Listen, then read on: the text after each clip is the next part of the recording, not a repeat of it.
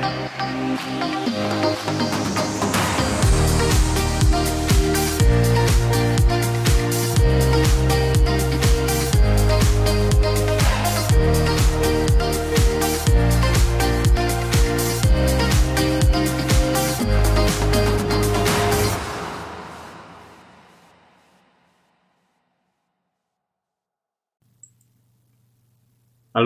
berjumpa kembali dengan saya Erwin Supandi.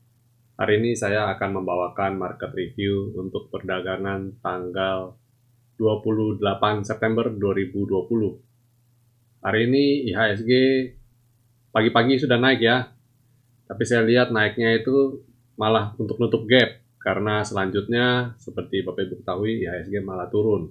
Dan menjelang sesi kedua, menjelang akhir tadi sekitar jam setengah 3, tiba-tiba turunnya tambah deras ya, tambah deras. Banyak yang tadinya kita posisi sudah bagus-bagus, sudah naik, sudah mau profit taking, atau mungkin kita hold untuk besok, tiba-tiba turun, koreksi ya. Dan itu buat saya pribadi, menurut saya itu sinyal yang kurang baik ya. Jadi untuk perdagangan minggu ini, saya melihat kita jangan terlalu greedy, jangan terlalu agresif ya. Kita stay low aja dulu, tetap menggunakan money management yang baik dulu. Karena ada potensi kalau akan ada koreksi lanjutan ya, karena dia tidak bisa membentuk higher high ya, dia tidak bisa naik ke atas selendang.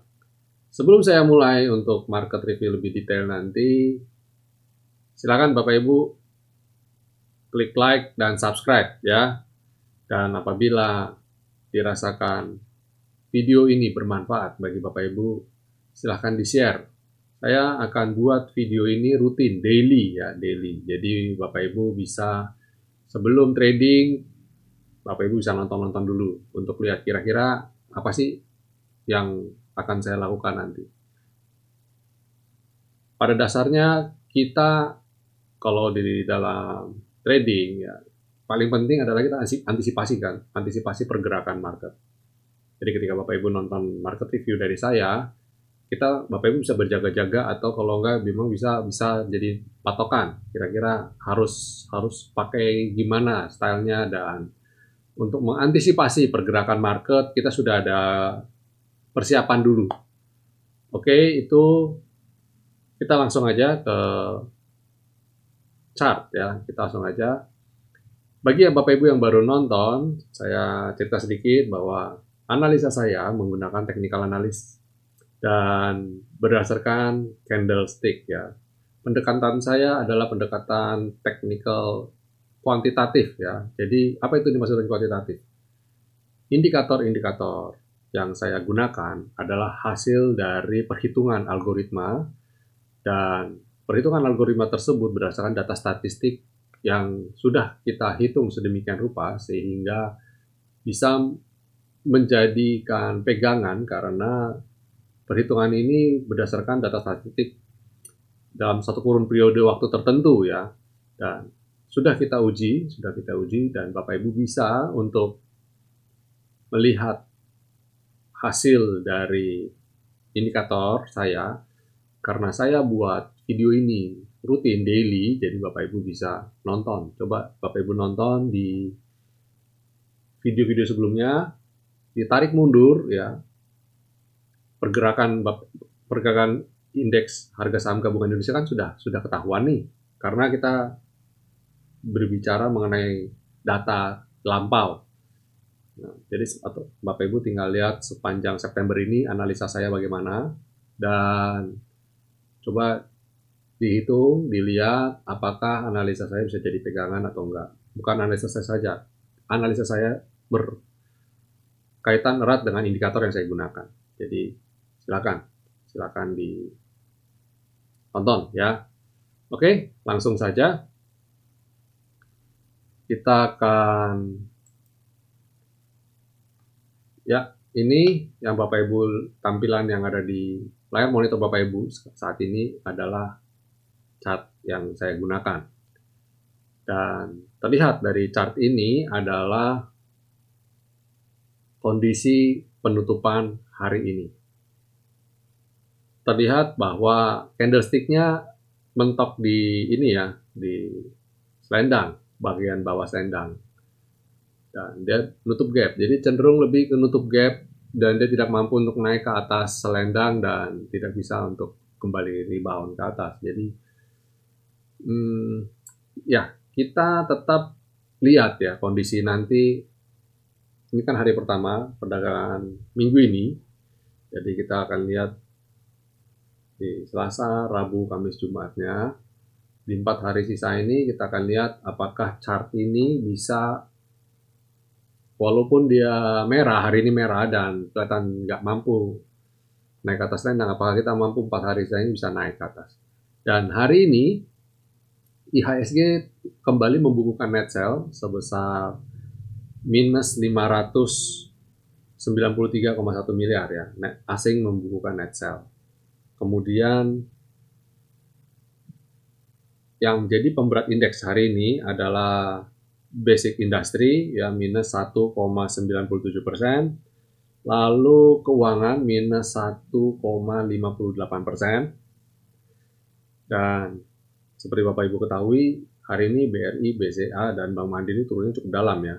BCA minus hampir 1,7%, Bank Mandiri 3,74%, dan Bank BRI minus 2,22%. Ya, lumayan juga ya, lumayan turunnya nih. Seperti saya bilang tadi, kalau indeks Indonesia itu banyak sekali bobotnya dipengaruhi oleh 3 market cap finance ini. Jadi kalau kondisi berbalik kalah cepat rebound, 3 ini juga boleh jadi patokan. Sebaliknya ketika dia turun, 3 ini juga bisa diperhatikan pergerakannya. Dan untuk kedepannya, sektor-sektor apa saja sih yang bisa kita perhatikan ya? Coba kita perhatikan, kita coba cek untuk perdagangan mengawali minggu ini dari sektor agriculture.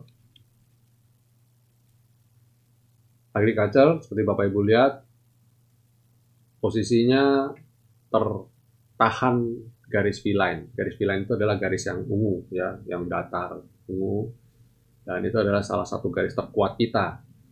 Kedua terkuat adalah skyline yang garis putus-putus berwarna biru muda, dan garis ketiga yang agak lemah, ya bukan lemah, tapi tren jangka pendek itu adalah selendang yang berwarna, yang kayak ombak itu, ya. Dan kita lihat agri tertahan nih di V-line. Kita lihat apakah nanti ke depan dia bisa kembali rebound ke atas V-line. Kemudian sektor infrastruktur,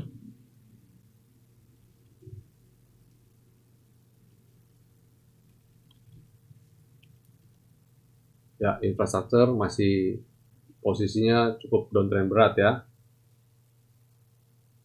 Juga sama, mendekati selendang aja dia belum bisa ya. Kemudian mining agak bagus ya, agak better ini. Mungkin kita bisa cermati perdagangan esok hari untuk mining, mengingat hari ini dia masih stabil ya, membentuk higher high. Kemudian trade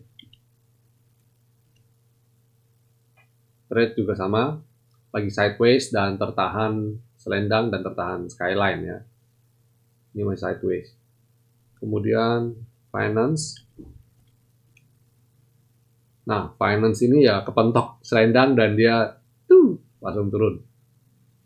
Kemudian consumer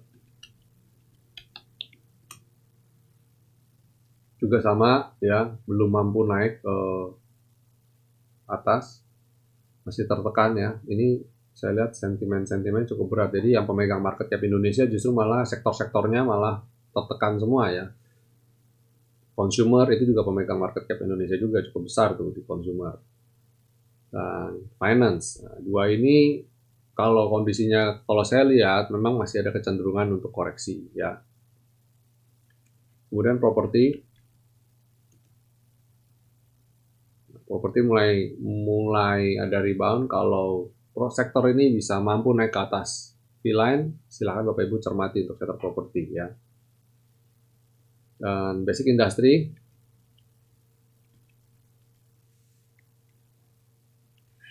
sama ya, masih tertekan ini, downtrend berat ya, masih belum mampu naik ke atas selendang. Terakhir miscellaneous industry. Nah ini mau keluar dari selendang nggak bisa. Kita padahal berharap-harap minggu kemarin ya, wah minggu depan coba deh miscellaneous industry bisa naik di atas selendang. Ternyata malah koreksi ya.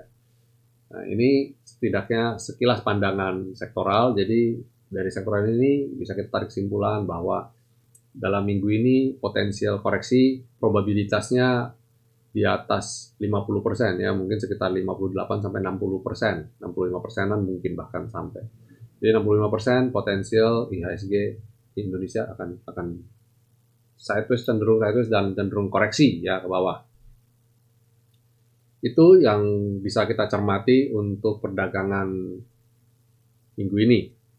Lalu untuk emitennya kira-kira apa sih yang bisa kita trading ya? Saya ada beberapa yang bisa kita trading. Coba kita perhatikan BES. BES seperti yang Bapak Ibu lihat hari ini bagus ya candlenya ya. Dia di atas, naik ke atas selendang dan posisinya biru tua ya, itu bagus banget. Dan kalau besok bisa naik ke atas 185, di atas 185 Bapak Ibu silakan beli. Target selanjutnya ada di 196, 210 dan dengan stop loss 170 ya. Selain BES, yang bisa kita perhatikan adalah bull ya. Nah, bull. Saya melihat bull ini cukup bagus ya. Bapak Ibu bisa besok kalau bull bisa naik ke atas skyline, itu mulai spec buy, bisa naik ke atas selendang, Bapak Ibu bisa tambah porsinya, average up ya, dengan target bull sekitar 316 dan 332 dengan stop loss 284. Kemudian MDKA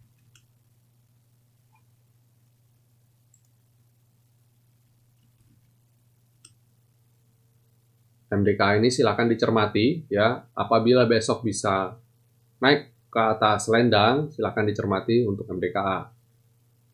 Dan selanjutnya target saya dia harus bisa naik ke atas skyline ya. Dengan target spec buy besok dengan target 1695 dan 1770 dengan stop loss 1535. Selain ini ada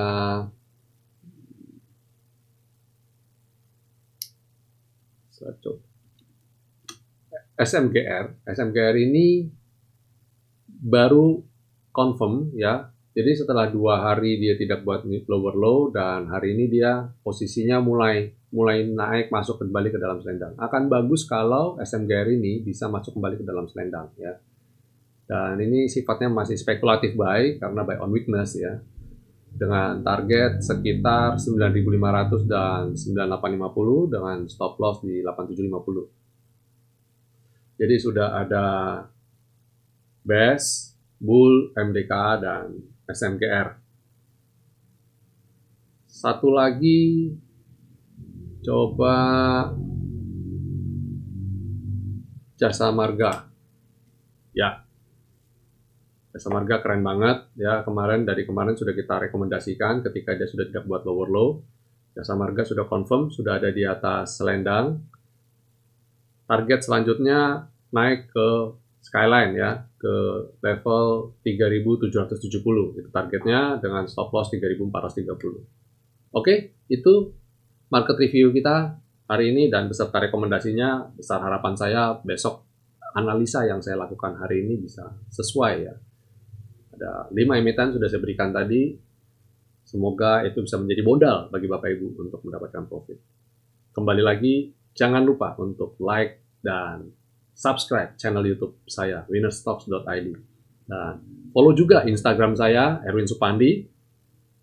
Nanti kita akan sering memberikan quotes dan saya akan agendakan untuk live trading bahkan di IG.